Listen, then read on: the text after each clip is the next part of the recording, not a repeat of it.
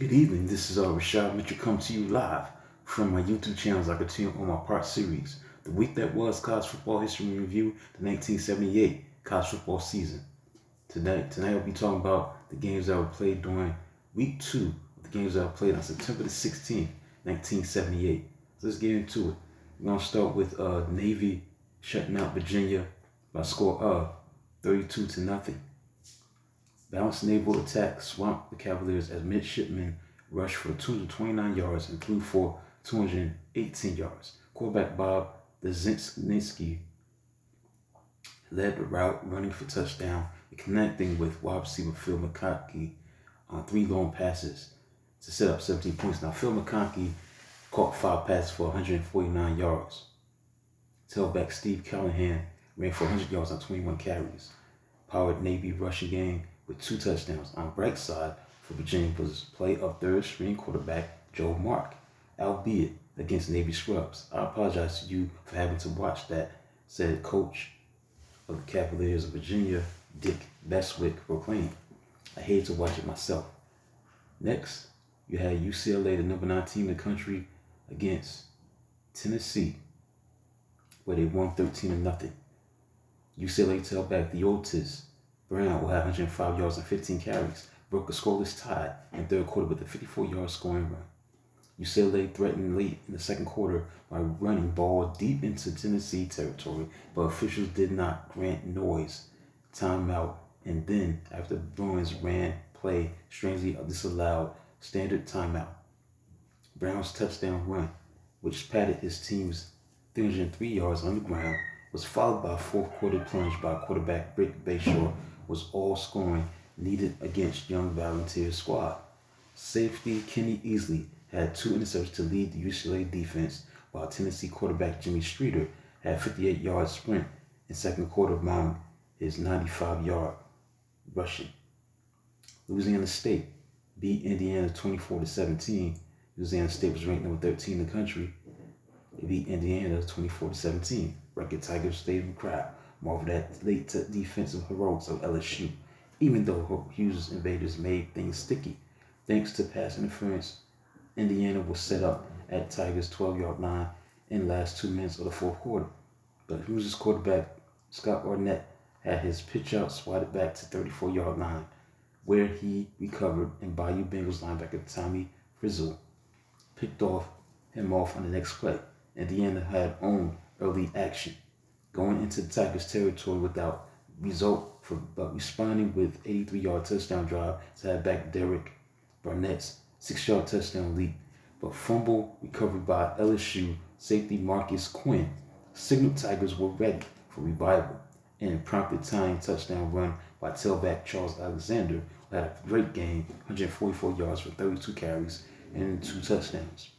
After Alexander made it 14-7 in the second quarter, LSU defensive end John Thunderfoot Adams stepped in front of tight end Dan Powers, who later would score fourth quarter touchdown for Indiana on end zone fumble recovery and ran for 73 yards for interception touchdown return that vaulted Tigers to the 21-7 lead in the second quarter.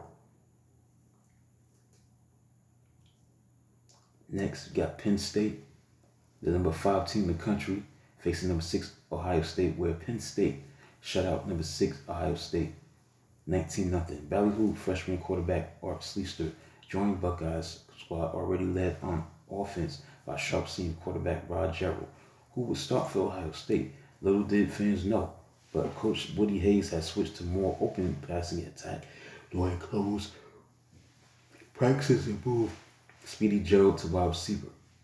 Element of surprise did not help, as Sleester had rough time as Ohio State suffered 9 turnovers at hands of hungry and already battle-hardened Nittany Lions defense. Penn State picked off 5 passes by Sleester and forced 5 fumbles, 4 of which it recovered.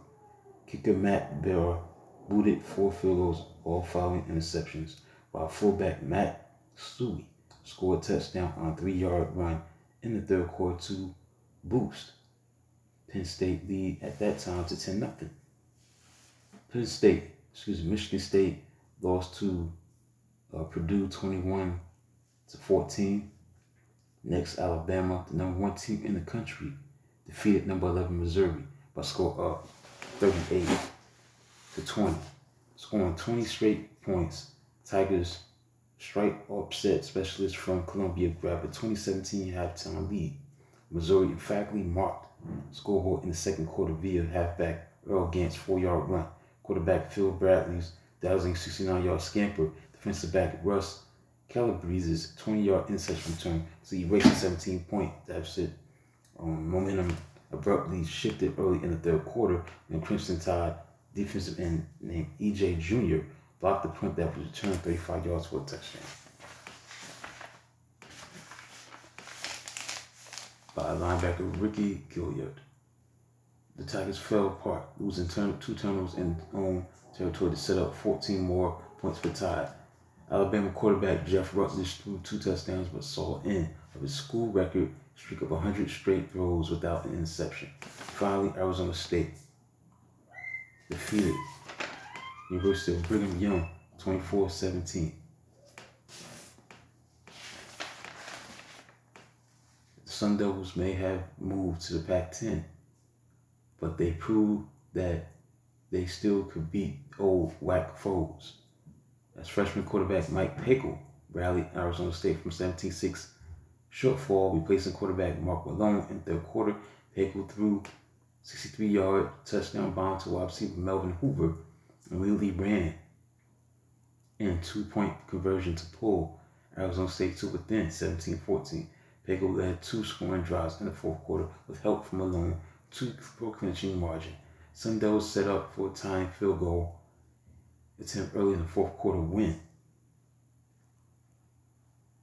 Holder Malone sprinted to his right, lofted 27-yard touchdown pass to tight end Henry Pollard as Arizona State University linebacker Bob Carl soon picked off by BYU quarterback Mark Wilson for team's 4th interception. It was 3 by safety Kim Anderson. And Cougars quarterback Wilson had something of off game, going for 261 yards in vain. So that concludes a look at the games that were played on September the 16th, 1978, for us, the week that was. I was review the week 2, second week of the season of 1978. Let's get into the AP poll. September 18th, we had number 20 Iowa State, number 19 Colorado, 18 was Maryland, number 17 Missouri, 16 Ohio State, 15 Washington, 14 Notre Dame, 13 Florida State, 12 Nebraska, 11 Pittsburgh. The top 10 rounded out as this: 10 was Louisiana State, 9 was Texas A&M, 8 UCLA, 7 Southern California, 6 Texas, number 5 Michigan. And there was a tie for the third spot between Oklahoma and Penn State. Number 2 Arkansas, and number 1 was Alabama. So that includes a look at week 2, the games that were played on September 16th, 1978. College Football History Review, the 1978 college football season. Please like, subscribe, and comment on the channel. I do video to Smack 2 tomorrow. Until then, talk to you soon.